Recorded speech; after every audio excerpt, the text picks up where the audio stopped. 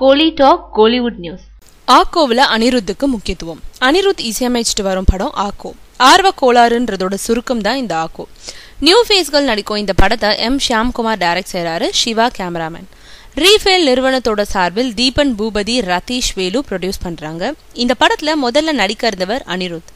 ஆனா அவர் இப்போ இசையில மட்டும் ஆர்வம் காட்டுறதுனால இந்த படத்துக்கு நான் மியூசிக் மட்டும் பண்றேன்னு சொல்லி படத்துக்கு 6 பாடல்களையும் போட்டு கொடுத்துட்டாரு. இதனால தயாரிப்பாளரும் இயக்குநர்களும் ரொம்பவே மகிழ்ச்சி ஆயிட்டாங்க.